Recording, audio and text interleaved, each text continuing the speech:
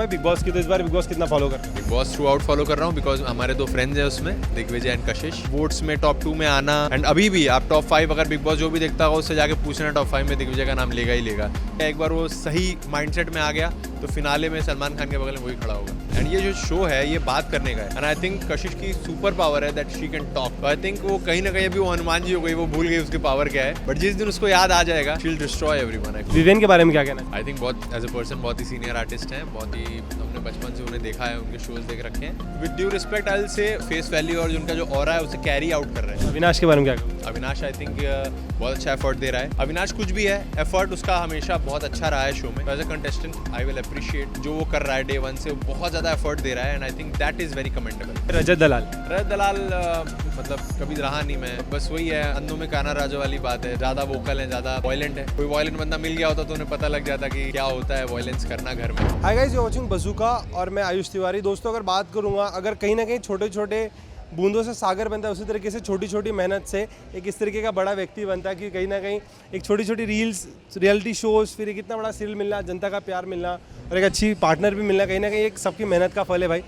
कैसा लगता है जब इतना प्यार मिलता है? एक छोटे से बूंद बूंद से किया था शुरुआत और आज सागर बन गया भाई। आई थिंक बहुत ही सरियल फीलिंग है एंड जैसा कि आपने बोला, आपने पूरी जर्नी बता दी मेरी, तो बहुत अच्छा लगता है। एंड सपना था एक कि बनारस की गलियों में रहते थे, सपना था कि आएंगे किसी दिन मुंबई। पहले तो मुंबई आना ही टास्क था, वहाँ आके ये सपना था कि इंडस्ट्री में भी काम करना है। ज़ीरो कांटेक्ट, नो नथिंग, कोई एक फ्रेंड नहीं, दूर दूर तक कोई रिश्तेदार नहीं, आकर चीज़ें करना। जैसा कि आपने बोला सोशल मीडिया पे काम किया, मतलब जहाँ हाथ पैर कर सकते थे हर जगह किया, सोशल मीडिया पे काम किया और उसके बाद रियलिटी शोज़ के ऑप्शंस है वो करे एंड फाइनली अभी मैं पता ही है सबको एक शो कर रहा हूँ जो कि ऑब्वियसली मेरा एक ड्रीम था कि ऐसे भी कोई सीरियल में काम करूँगा, मेरी फैमिली का ड्रीम था। So I am doing it right now, so I feel blessed and जैसा कि आपने बोला बहुत मेहनत लगी and it feels very good. मैं जिस तरीके से आपने बात की बनारस की गलियों की, एक बात कभी सोचा कि बनारस की गली से एक बंदा आया और आज सेल्फ मेड बन के यहाँ सबके सामने खड़ा है, वो फीलिंग कैसी हुई कि जब पता हो कि हाँ भाई पीछे किसी का नहीं अपना ही साथ है? भाई वही तो फीलिंग है ना कि किसी ने दिया नहीं है, वो चीज़ आपने खुद अर्न किया है। आज मैं एक एक चीज़ जो मैं अफोर्ड कर सकता हूँ या जो चीज़ मैं एक्सपीरियंस कर सकता हूँ वो सब कुछ मेरे मेहनत की है। वही बात है, जब मैं मुंबई भी आया था तो मुझे याद है मैंने अपने पेरेंट्स से 1 रुपये की हेल्प नहीं ली थी।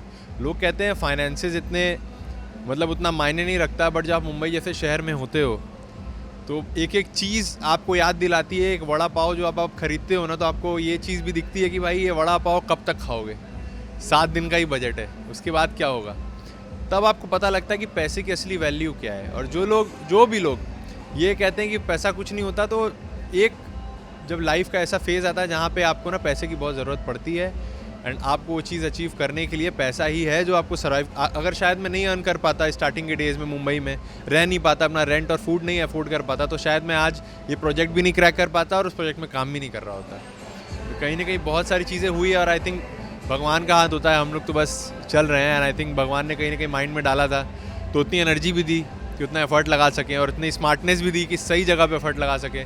बस वही रीज़न है कि आज यहाँ पर हैं एंड आगे अभी पता नहीं क्या क्या चीज़ें आगे वेट कर रही हैं लाइफ में। इस तरीके से आपने कहा कि चीज़ें आगे वेट करके, कहने की ऑडियंस वेट करी आपको बिग बॉस में देखने का, क्या लगता है वो जर्नी को अपने तरफ लाना चाहते हो? वैसे मैंने बहुत ज़्यादा ओपनली कभी ये बात कही नहीं है, but this year I got the call from the makers, like very sure short kind of call also. I was confirmed for the season, they were actually wanting me to be in this season, but eventually जैसा कि आपको पता है मैं star plus पे जो show कर रहा हूँ मेरे दिल के बहुत करीब है। जो उनके प्रोड्यूसर है वो मेरे दिल के बहुत करीब है। उन्होंने मेरे लाइफ का मुझे पहला शो दिया था, मुझे याद है, I am talking about Rajan sir. And Rajan sir की बात निकल ही गई तो उन्होंने मुझे पहला शो दिया था जिसका नाम था Anupama. And at that point of time I was influencer, मुझे एक्टिंग मुझे भी नहीं थी। मुझे याद है मैं उनके साथ 20 मिनट उनके कैबिन में बैठा था एंड उन्होंने बोला तू कर लेगा। मैंने बोला सर आप बस मौका दोगे, मैं 100% वो चीज़ करके दिखाऊंगा। और उन्होंने कहा कल से सेट पे आ जा। फिर मुझे याद है मैं रूपाली मैम से मिला, गौरव सर से मिला, सबके साथ सीन्स किए एंड कट टू फिर मैंने उस शो की वजह से 2 शोज़ और किए एंड फिर 1 साल बाद मुझे कॉल आता है उनके प्रोडक्शन से कि तू फ्री है तो ये रोल है आ जा। मुझे याद है मैंने आज जो मैं क्रिश का रोल करता हूँ ये रिश्ता में, मैंने उसका लुक टेस्ट तक नहीं दिया है। उन्होंने मुझे डायरेक्टली उनको याद था कि मैं हूँ, एग्जिस्ट करता हूँ एंड उन्होंने बोला अगर फ्री है तो मुझे वही लड़का चाहिए। एंड उन्होंने मुझे खुद से बुलाया और आज मैं 1 साल हो गए मुझे करते करते, अक्टूबर में भी completed 1 year as Krish Bansal. So बहुत अच्छी फीलिंग है। आज राजन सर की बात हो ही रही है, सो आज उनका बर्थडे भी है।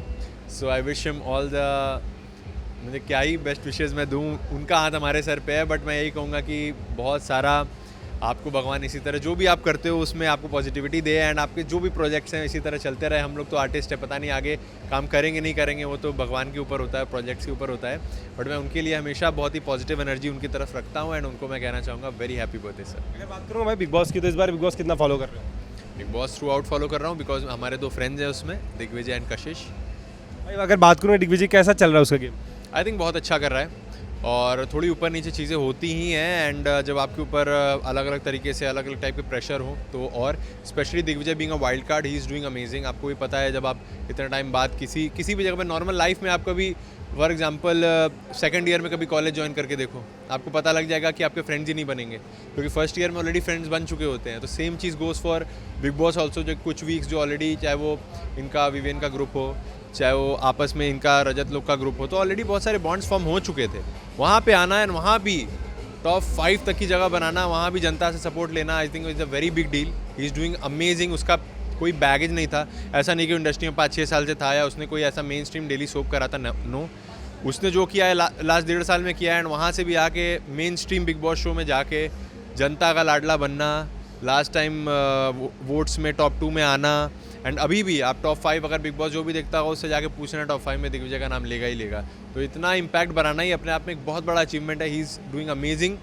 बाकी मुझे पता है अभी वो और अच्छे से टिक गया, एक बार वो सही माइंडसेट में आ गया तो फिनाले में सलमान खान के बगल में वही खड़ा होगा।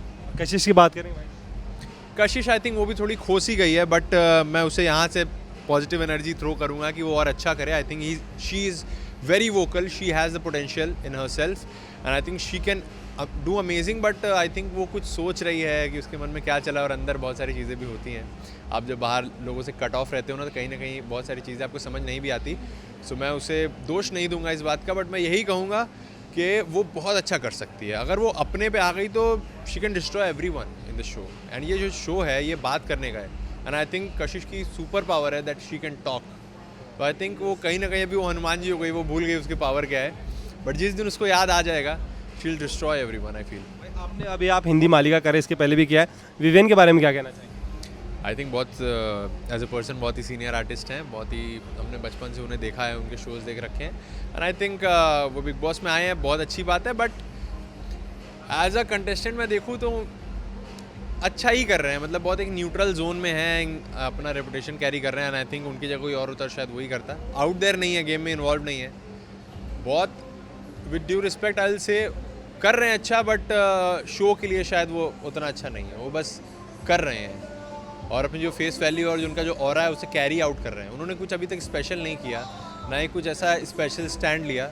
हाँ, just because of his face value लोगों ने बहुत सारी चीज़ें उनके अराउंड क्रिएट कर दी, चाहे वो उनसे पंगा लेना हो या उनसे फ्रेंडशिप करनी हो या फिर और चीज़ें करनी हो, बट उन्होंने ऐसा स्पेशली कुछ नहीं किया। एज अ कंटेस्टेंट मैं चाहता था कि वो कुछ और इनपुट दें, जो भी पहले जितने सीज़न में बिग बॉस के लोग आए हैं मैं चाहता था वो और input they, but he is not even doing anything. अगर आप एफर्ट वाइज अगर मेजर करने लगोगे ना सारे कंटेस्टेंट को, तो आप देखोगे कि वो बहुत नीचे है।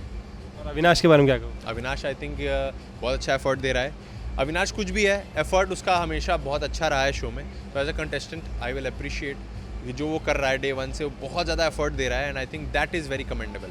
बाकी जो भी है, अभी दिग्विजय का राइवल है तो मैं तो दिग्विजय सपोर्टर हूँ, but I think is also doing a lot of effort. तो in general as an audience I feel he is also putting up a lot of effort comparison to many other people out there in the house. भाई रजत दलाल?